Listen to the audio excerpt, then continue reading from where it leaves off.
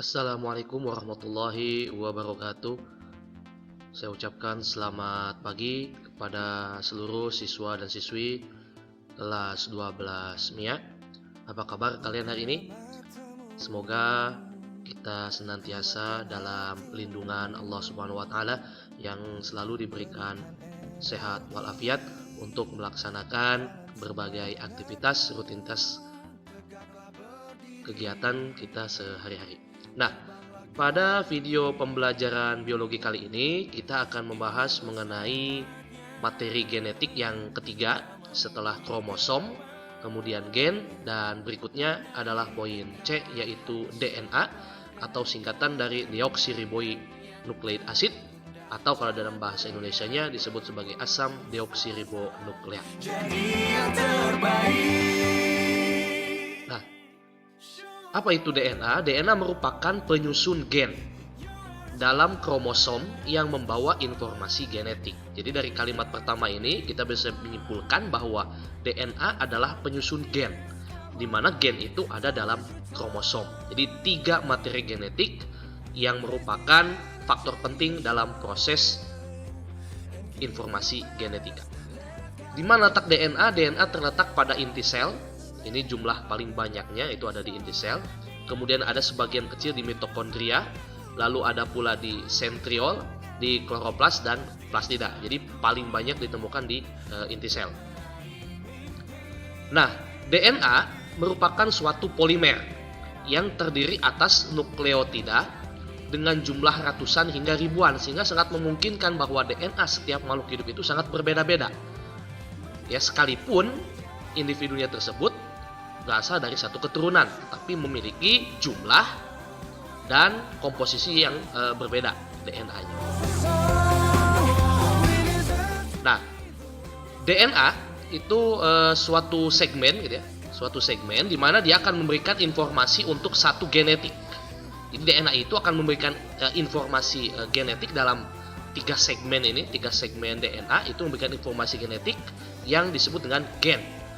Nah, lalu DNA ini nanti akan diikat atau dirantai ya sedemikian rupa, dililit oleh yang namanya protein histon yang akan membentuk seperti seluloid.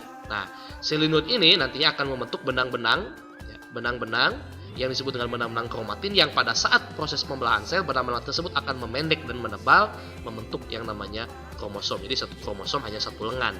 Kalau sudah 2 lengan ya berarti dia sudah menduplikasi diri, namanya kromatin. Dan kalau dia sudah melakukan proses pembelahan sel, maka dia akan membentuk yang namanya kromosom homolog yang memiliki bentuk dan struktur yang sama. Selanjutnya, bagaimana struktur DNA? Molekul DNA memiliki susunan kimia yang sangat kompleks dan rantai nukleotida yang sangat panjang, karena tadi jumlahnya yang bisa ratusan hingga ribuan. Nah, urutan nukleotida, ya, jadi DNA itu disebut juga dengan rantai nukleotida, di sepanjang DNA itu berperan sebagai sandi atau kode, ya, atau pesan untuk menyampaikan semua informasi yang akan diperlukan untuk memerintahkan sel agar membuat segala sesuatu yang diperlukan bagi kehidupan. Jadi peranan DNA di sini sangat penting, terutama dalam pemberian informasi genetik ya, dari suatu induk kepada keturunannya. Nah, DNA terdiri dari 2 utas benang.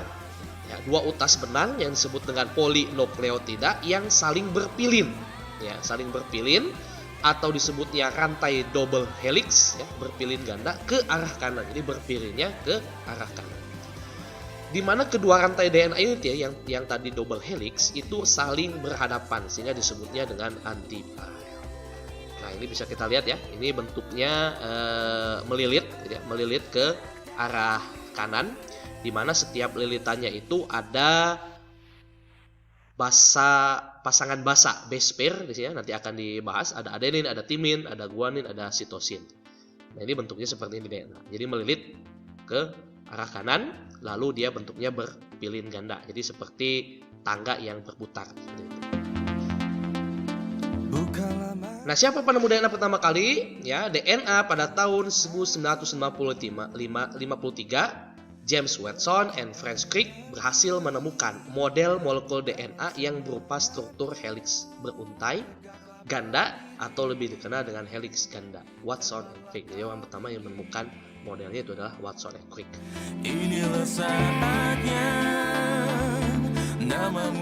Nah, apa komposisi setiap nukleotida ya atau setiap DNA tersebut? Terdiri atas A. Gugus gula pentosa yang disebut dengan gula deoksiribosa adalah gula ribosa. Jadi gula pentosa itu gula yang memiliki atom karbon 5 gitu ya. Ribosa yang kehilangan satu atom oksigennya sehingga disebut deoksiribosa. Jadi kehilangan satu atom oksigen. Itu jenisnya gula pentosa deoksiribosa. Lalu ada gugus fosfat atau PO4 yang akan mengikat molekul gula yang satu dengan yang lainnya. Jadi antara gula pentosa deoksiribosa yang satu dengan yang lainnya ini akan diikat oleh gugus fosfat. Lalu yang ketiga adalah basa nitrogen. Gugus basa nitrogen ini pasangan ya, pasangan basa nitrogen dibedakan menjadi dua. Yaitu ada basa purin yang terdiri dari adenin disingkatnya A dan guanin G, serta basa pirimidin ya, yaitu sitosin. Kalau dalam bahasa Inggris kan citosin gitu ya, jadi disingkatnya C bukan S gitu ya, dan timin atau disingkatnya T. Nah ini adalah basa ya, pasangan basa, ada basa purin, ada basa pirimin. Jadi dalam nukleotida tersebut basa nitron ini saling berpasangan antara purin dengan pirimin. Nah ini gambarnya ya, perhatikan ini susunan daripada DNA double helix. Ini rantainya ya, rantainya double helix. Nah kemudian setiap satu rantai itu ya terdiri dari susunan tiga tadi ya. Yang pertama ada sugar itu adalah gula ini ya, gula pentosa. Jadi dia punya 5 sisi. Jadi sisi-sisinya itu diwakili oleh atom karbon. Jadi 1, 2, 3, 4, 5 segi 5. Kemudian antara gugus gula yang satu yang warna kuning ini dengan gugus gula yang lainnya itu akan diikat oleh yang namanya gugus fosfat tadi ya, PO4 seperti itu. Lalu di rantai berikutnya juga sama, di rantai yang satunya lagi ya, ini juga ada gula pentosa, kemudian juga ada fosfat. Nah antara dua untai tadi ya, kenapa bisa berpilin? Nah karena ada ikatan antara pasangan basa nitrogen tadi ya, base pair, pasangan basa, yaitu sitosin selalu berpasangan dengan guanin ya, dan adenin selalu berpasangan dengan timin seperti itu. Jadi inilah yang membentuk ikatan double helix. Jadi antara satu untai benang dengan satu untai benang yang lainnya ini saling berikatan ya, yaitu pasangan basa nitrogennya. Nah, seperti ini. Jadi nukleotida itu adalah pasangan sugar gula, kemudian gugus fosfat dan basa nitrogen gitu ya. Itu adalah yang disebut dengan nukleotida.